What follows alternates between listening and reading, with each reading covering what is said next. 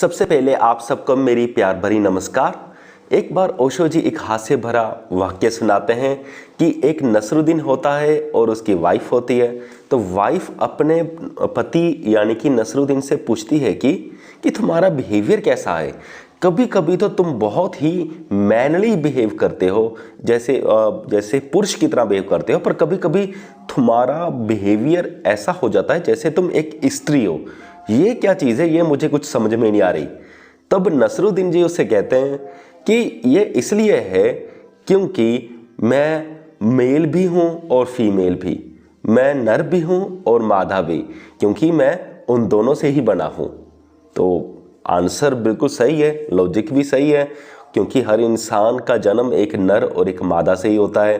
तो वो कहता है कि मैं भी एक वैसा ही इंसान हूँ, दोनों के शरीर से बना हूँ, इसलिए मेरे में दोनों के गुण हैं जो समय समय पर सरफेस कर जाते हैं, जो समय समय पर ऊपरली तय पर आ जाते हैं और तुझे दिख जाते हैं।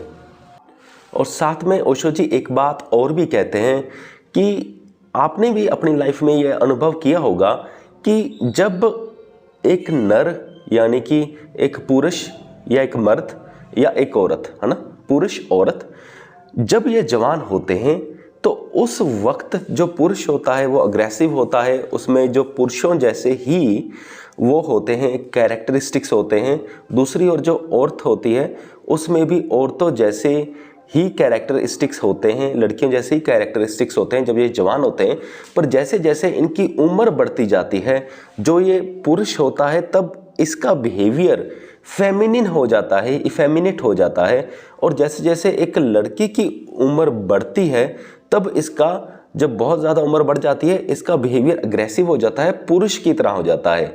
तो ओशो जी कहते हैं ये इसलिए होता है कि इसने पहले, जो मर्द होता है या पुरुष होता है, इसने पहले मर्दों वाला बिहेवियर निभाया होता है, सारी उम्र निभाया होता है, और वो उसका वो पार्ट अब ख़त्म हो जाता है। जब एज बहुत ज़्यादा बढ़ जाती है तब इसका औरतों वाला पार्ट शुरू हो जाता है, क्योंकि है तो ये दोनों से ही बना हुआ, एक चाहे नर है चाहे मादा है, वो दोनों शरीरों से ही बनी होती है।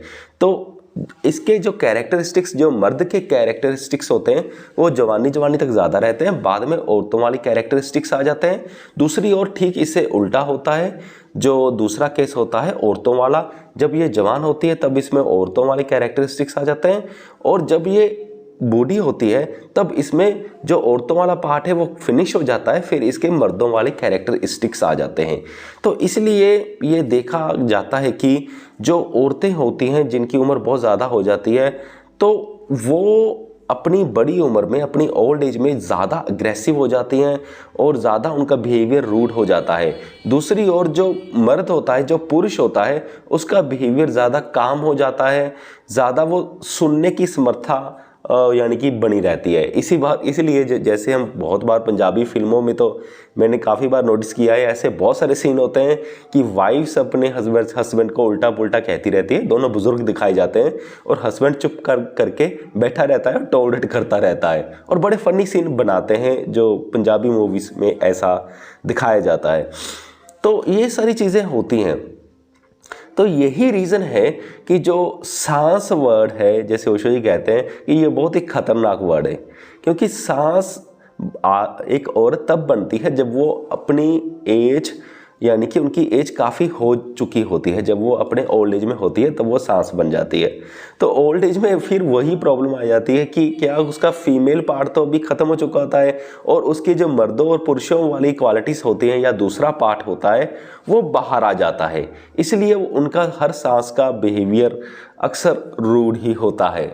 और मैं फिर आपको यहाँ पे कह दूँ, मैं ये नहीं कह रहा कि हर सांस का बिहेवियर ही ऐसा होता है, लेकिन ओशो जी कहते हैं कि अक्सर ऐसा होता है कि उनका बिहेवियर रूट हो जाता है।